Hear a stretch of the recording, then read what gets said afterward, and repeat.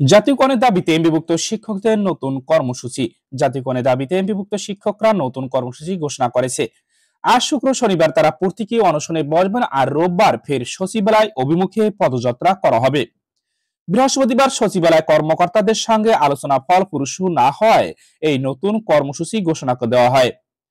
এর আগে তারা শিক্ষা ভবন অভিমুখে পদযাত্রায় বাধা দিয়েছে পুলিশ। পরে সচিবালয়ে ৮ সদস্যের প্রতিনিধি দল আলোচনার জন্য যান, কিন্তু আলোচনা ফলপ্রসূ হয়নি। এর আগে গত বুধবার দুপুরে এমপিভুক্ত শিক্ষা প্রতিষ্ঠানকে সরকারি করার দাবিতে মার্চ টু যমুনা কর্মসূচিতে বাধা দেয় পুলিশ। এ সময় শিক্ষক কর্মচারীরা পল্টন মোড় ফের জাতীয় প্রেস ক্লাবের সামনে অবস্থান নেন।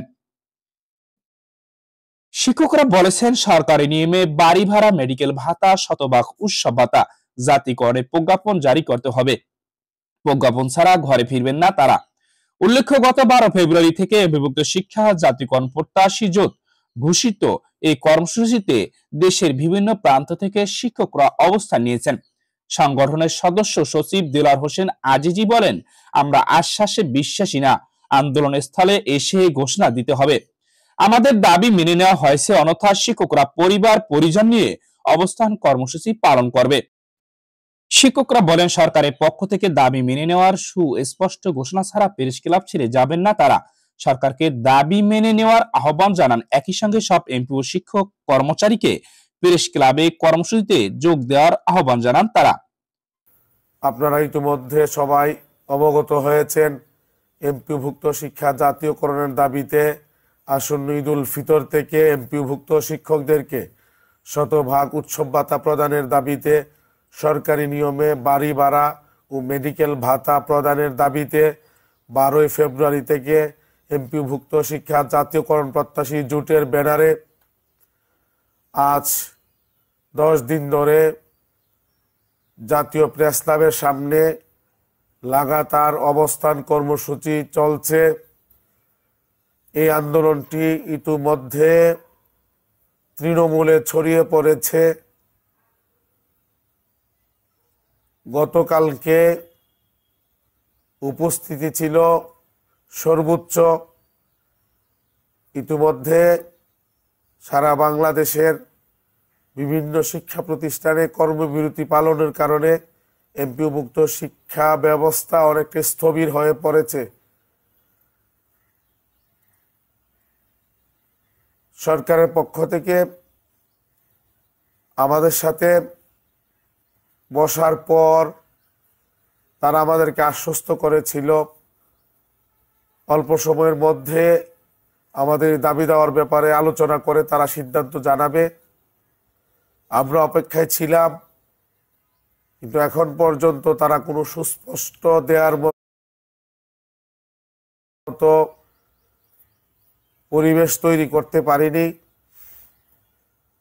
আমরা এই জন্য জাতীয়করণ প্রত্যাশী জোটের পক্ষ থেকে এই কর্মসূচিটি চালিয়ে যাওয়ার আমরা সিদ্ধান্ত নিয়েছি। কারণ এমপিভুক্ত শিক্ষকরা যে সমস্ত বৈষম্য নিমজ্জিত রয়েছে, কিছুটা 18 সালের আন্দোলনের মাধ্যমে আমরা কমাতে পেরেছিলাম। 18 সালের 20 দিনের আন্দোলনের মাধ্যমে 5% ইনক্রিমেন্ট এবং বৈশাখী ভাতা আমরা পেয়েছি, যা প্রায় 5.5 লক্ষ শিক্ষক ভোগ করছে বর্তমানে। আমি এই আন্দোলনের মধ্যে 2018 সালের যে সিমটমগুলো ছিল, আলামতগুলো ছিল, এগুলো আমি দেখতে পাচ্ছি। আস্তে আস্তে আমাদের আন্দোলনটি একটা পরিণতির দিকে এগিয়ে যাচ্ছে। পাশাপাশি অনেক পক্ষ থেকে ষড়যন্ত্র হচ্ছে যাতে এই আন্দোলনটি সফল না হয়। বিশেষ করে কিছু শিক্ষক সংগঠন প্রত্যক্ষভাবে এবং পরোক্ষভাবে এই আন্দোলনকে ব্যর্থ করার জন্য তারা উঠে পড়ে লেগেছে। কারণ তারা চায় না পেশাজীবী শক্তিশালী সংগঠন দাঁড়িয়ে যাক।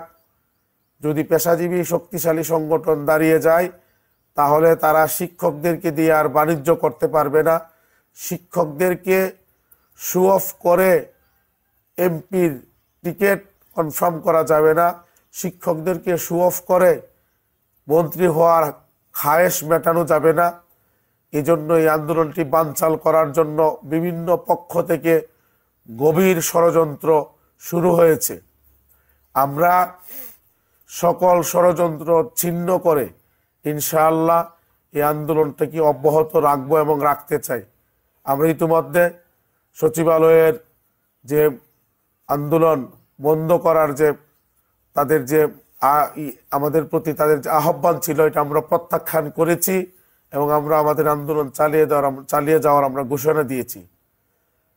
এই ক্ষেত্রে আমাদের সবচেয়ে বড় প্রয়োজন সারা বাংলাদেশের তৃণমূলের শিক্ষক যারা আছেন, আপনাদের সরব উপস্থিতি পারে কেবল এই আন্দোলনের গতিপথকে নির্ধারণ করতে।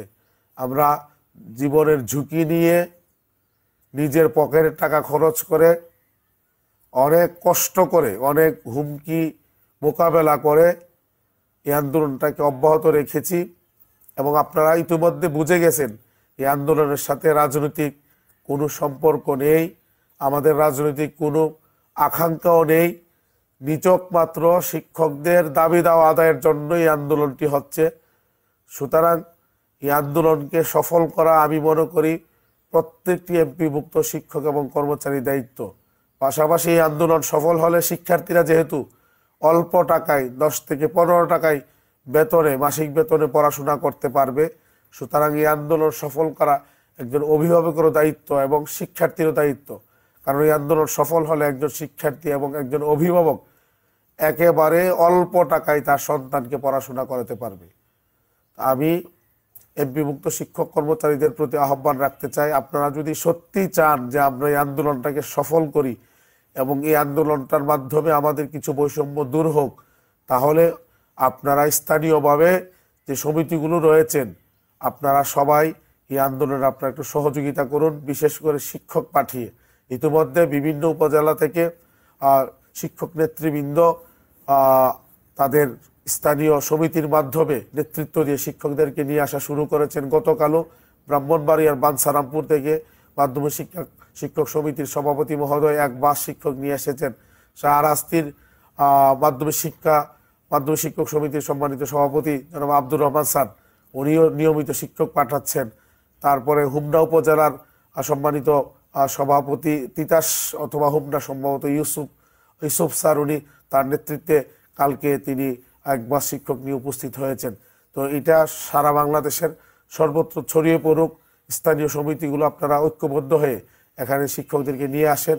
আপনাদের উপস্থিতি আর আমাদের দৃঢ়তা, এই দুইটা মিলে আমরা স্বপ্ন দেখছি আমাদের এই আন্দোলনটি আস্তে আস্তে সফলতার দিকে এগিয়ে যাচ্ছে। 18 সালের আন্দোলনের শেষ পর্যায়ের যে সিমটম, এটা এখন আন্দোলনে ভেসে উঠেছে। আমরা গতকালকেও আমাদের প্রেসক্লাব থেকে শিক্ষা ভবন অভিমুখে একটা উত্তাল মিছিল আমাদের হয়েছিল এবং ব্যাপক উপস্থিতি আমরা ওই মিছিলে লক্ষ্য করেছি। আজকে যেহেতু শুক্রবার এবং শনিবার,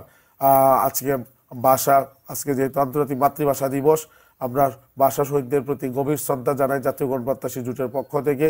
এই জন্য আমাদের আজকে এবং কালকে জাতীয় প্রেস ক্লাবে প্রতীকী অনশন অনুষ্ঠিত হবে। পরবর্তী কর্মসূচি আমরা আপনাদেরকে জানাবো। আপনাদের সরব